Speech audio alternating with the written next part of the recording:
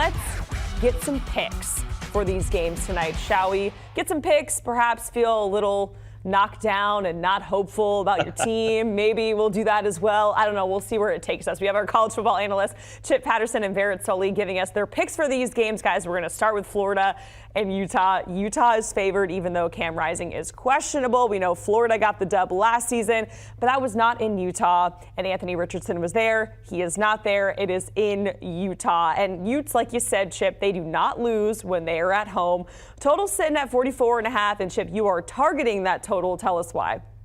100%, Jacqueline. Last year, this game was decided in the 20s, and that game had Anthony Richardson and Cam Rising.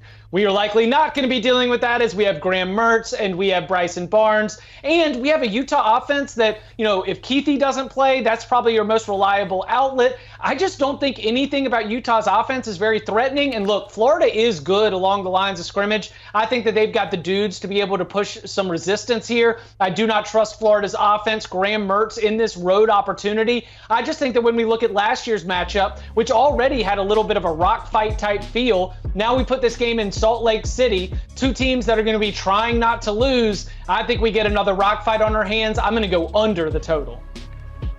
I'm going to take Utah, and I'm going to lay those points at 6.5, 10, 4.5, depending on where it's been over the course of the last 5 months. I will take Utah, and I'll grab those points. I think the biggest thing is what's the bigger liability in this game? Cam Rising potentially not being there or Graham Mertz actually being there? I think it's the latter. So I think both teams are going to have a little bit of an issue moving the football. But in the end, I think Utah will pull away. They pound the line of scrimmage, both sides of the ball. So I'll take Utah, especially now that it's 4.5. I think they win by 7, 10, potentially 14.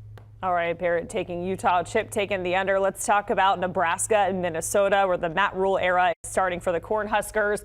Looking to turn things around, Matt Rule for the Cornhuskers, but they with Minnesota, they don't have such a great track record. Minnesota has won 4 straight versus Nebraska. Barrett, give us your pick for this game.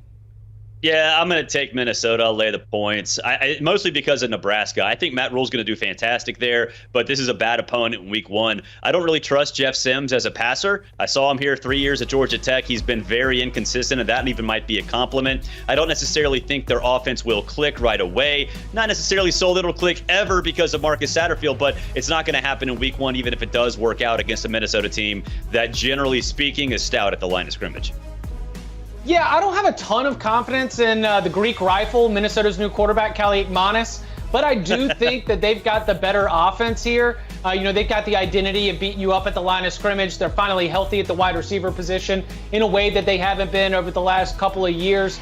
Some of this is going to be foundational. We're talking about a Nebraska squad that is 0-6 against the spread in its last 6 season openers. Not exactly the fast starting Cornhuskers. And so with the huge unknowns that we have with Nebraska and the fact that the game is at Minnesota, I will take Minnesota and I'll lay the points. But this could be another live wagering opportunity where what you see out of Jeff Sims or what you see out of Kaliakmanis might change you to adjust your approach. But pre-flop, going in blind without getting to see anything from Nebraska, I'll just lay the points with the home team and trust that Nebraska, which historically has not been great against the spread in season openers, will continue to do that.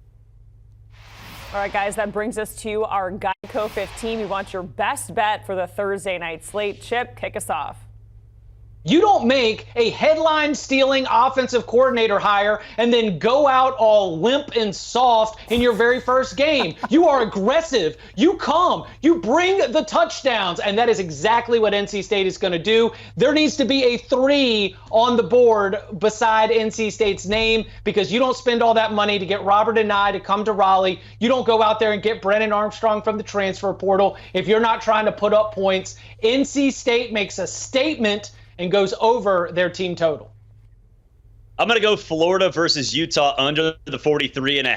I think for Utah offensively, they're not going to get too creative because they're not going to need to. And I think for Florida, they're incapable of getting creative offensively. So I think this game's going to be first to 20 wins. I think it'll be Utah. I don't think Florida might even break double digits in this game. I think 43.5 is way too high. Take the under.